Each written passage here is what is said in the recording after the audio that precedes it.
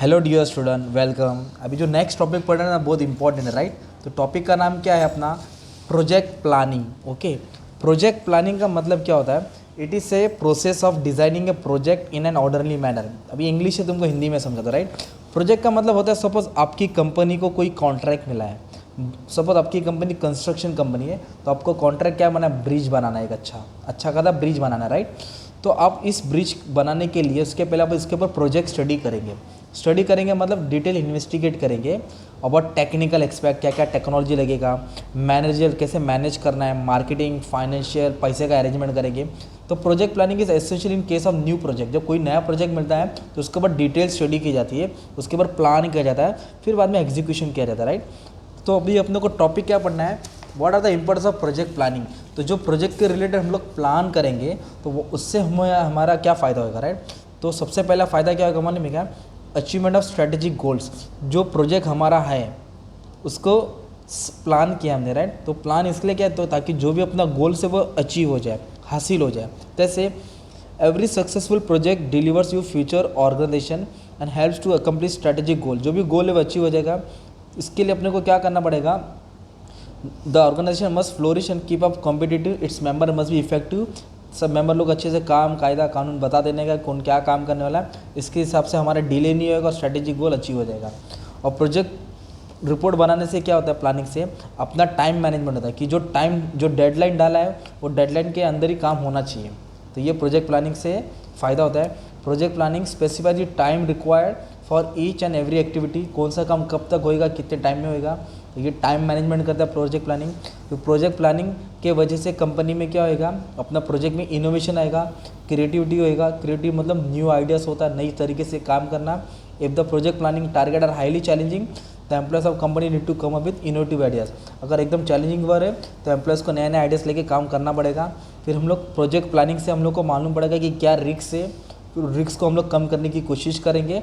Risk कुछ भी हो सकता है, राइट। ओके, इधर कैसे लिखा है? It identify possible risk during the course of project. Project करते वक्त जो भी प्रोजेक्ट आया है उसके कोर्स करते वक्त क्या क्या रिस्क है उसको स्टडी करेंगे, फिर उसको रिस्क मैनेजमेंट करेंगे, कम करने की कोशिश करेंगे, राइट। जितना रिस्क कम होगा उतना प्रोजेक्ट अच्छा होगा, कॉस्ट कम होगा, प्रॉफिट बढ़ेगा। और प्रोजेक्ट प्लानिंग से हम लोग क्या करेंगे? मोटिवेट करेंगे, एम्प्लॉयज़ को मोटिवेशन मिलेगा। कैसे कंपनी मोटिवेट करती है? उनको मॉनिटरी और नॉन मॉनिटरी फैक्टर देती है, bonus, salary, incentive, project report के थ्रू अच्छा सा उनको अप्रिसिएशन, लेटर ऑफ थैंक्स। तो मोटिवेशन से काम और अच्छा होता है। और प्रोजेक्ट प्लानिंग के कारण बेटर कोऑर्डिनेशन होएगा। कोऑर्डिनेशन का मतलब क्या होता है? तालमेल होना। टाइम पे रिसोर्स मिलेगा, रिसोर्स का अच्छे से यूटिलाइज होएगा, फिर प्रोडक्शन होएगा, प्रोडक्शन के बाद जो भी रिक्वायरमेंट रिसोर्स है अच्छे से पूरा यूटिलाइज हो जाएगा। फिर इन्वेस्टमेंट डिसीजन कि जो हमने प्रोजेक्ट लिया था उस पर कितना इन्वेस्टमेंट करेंगे तो क्या फ़ायदा होएगा, कितना रिटर्न्स मिलेगा, क्या रिस्क है, कितना खर्चा हो रहा है, ये सब मालूम पड़ता है, राइट। तो project planning supplies vital information about the cost of the racing fund, कितना खर्चा आएगा पैसा उठाने के लिए, ऑपरेटिंग कॉस्ट, मेंटेनिंग कॉस्ट, कितना रिटर्न्स मिल सकता है, तो कितना खुद का पैसा, उधारी का पैसा, इन्वेस्टमेंट डिसीजन काम होएगा।